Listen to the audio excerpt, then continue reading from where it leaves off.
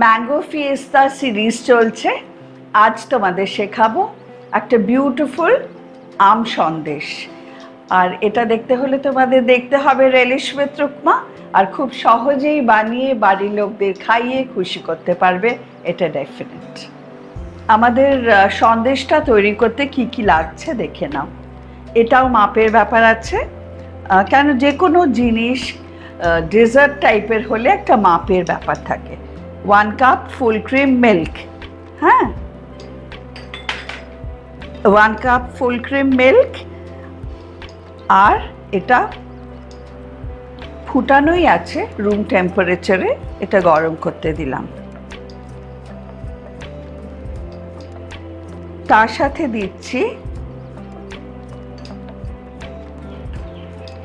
লাচ্ছা সিমুই।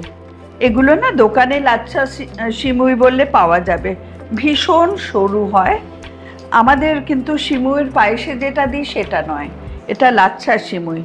এটা 1 কাপ। একটু হাত দিয়ে দিয়ে গুঁড়ো করে দিতে হবে, ভেঙে ভেঙে দেবে।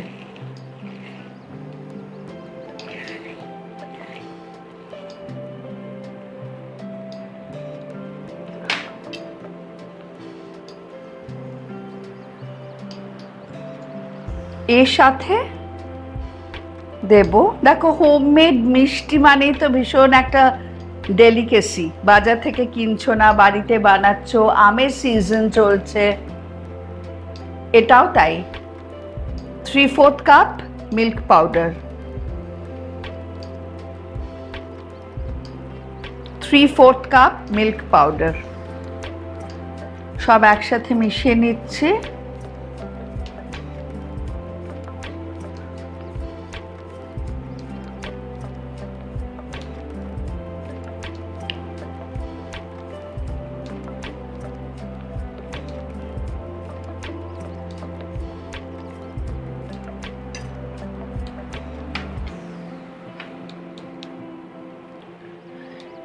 এটা আমাদের যখন ফুটে আসবে তারপরে আরও কিছু মেশাবার আছে, এটা একটু ওয়েট করব। আর এই যখন ফুটটা আসছে সমানে নাড়তে থাকবে, নয়তো এটা লেগে যাবে। আর দিয়ে দেব অ্যাবাউট হাফ টিস্পুন ছোট এলাচ গুঁড়ো, গ্রিন কার্ডামাম পাউডার।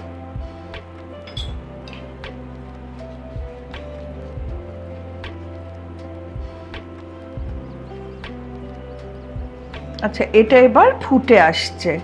এবার দিয়ে দেব 1 কাপ ম্যাঙ্গো পাল্প, হিমসাগর আমের, নয়তো অন্য আম কিন্তু একটু টক হতে পারে।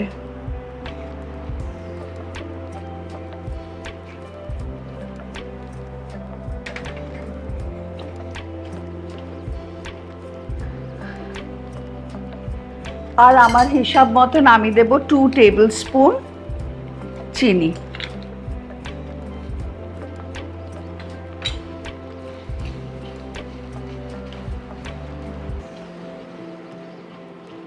এবার সবটা একসাথে পাক দিতে হবে যতক্ষণ না লাগা লাগা হয়ে আসছে। আচ্ছা, এবার আমটা বেশ ভালো পাক হয়ে এসছে। এবার দেব 1 টিস্পুন ঘি, 1 টিস্পুন কিংবা 1.5 টিস্পুনই দিও, সেটাই বেটার হবে। 1.5 টিস্পুন ঘি। আচ্ছা, একটা কথা বলি, আমার আমটা খুব ভালো কোয়ালিটির ছিল আর সুন্দর রং ছিল। সব আমের কিন্তু সুন্দর রং হয় না, সেক্ষেত্রে একটুখানি ফুড কালার দিতে পারো, নয়তো মানে সন্দেশটা দেখতেও তো ভালো হতে হবে, সেই ব্যাপারটা। আচ্ছা, এবার যেমন সন্দেশের পাক দাও তাই, যতক্ষণ না এটা একেবারে গাঢ় হয়ে আসছে আর কড়াই থেকে ছেড়ে ছেড়ে আসছে। দেখছো তো এটা কীরকম জমাট বেঁধে গেছে আর ছেড়ে আসছে। এবার এটাকে আমি একটা প্লেটে ট্রান্সফার করব, করে একদম ঠান্ডা করব যাতে হাত ছোঁয়া গরম থাকে। প্লেটে আমি ট্রান্সফার করে দিলাম। আচ্ছা, এবার এটা হাত ছোঁয়া গরম, মানে হাত দেওয়া যাচ্ছে। আমি এবার কি করব, একটুখানি ঘি নিয়ে নেব 2 হাতে, আর এবার একদম ইকুয়াল সাইজের সন্দেশ, তোমাদের যেরকম ইচ্ছে, লাড্ডুর মতন হবে অবশ্য, মানে যেরকম সাইজ ইচ্ছা করতে পারো। আমি এরও মিডিয়াম করছি। হ্যাঁ,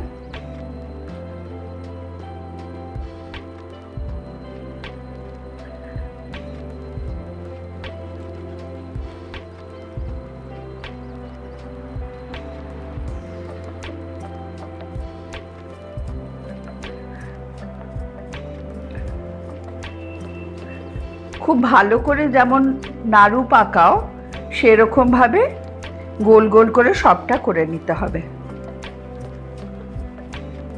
আচ্ছা, যেই পরিমাণে তোমাদের দেখিয়েছি আমার 10খানা মিষ্টি হয়েছে। এটা হচ্ছে ডেসিকেটেড কোকোনাট, বাজারে কিনতেই পাওয়া যায়, তোমরা নিশ্চয়ই জানো। এবার এটার মধ্যে এটাকে রোল করে নিতে হবে।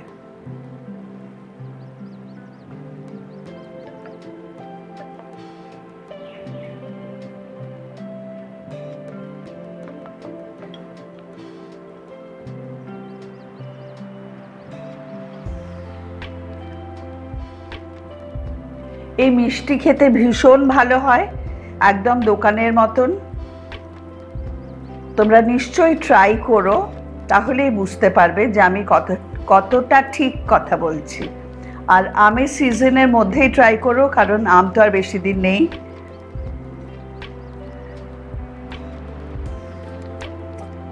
সুন্দর করে ঘুরিয়ে নেবে লাড্ডুটা। লাড্ডুটা একটু স্টিকি তো, খুব সুন্দর আমের গন্ধ বেরোচ্ছে লাড্ডু থেকে, আর ওটা ধরে নেবে, মানে ডেসিকেটেড কোকোনাটটা সুন্দরভাবে গায়ে লেগে যাবে। প্রত্যেকটা মিষ্টি আমি ডেসিকেটেড কোকোনাটে ঘুরিয়ে নিয়েছি।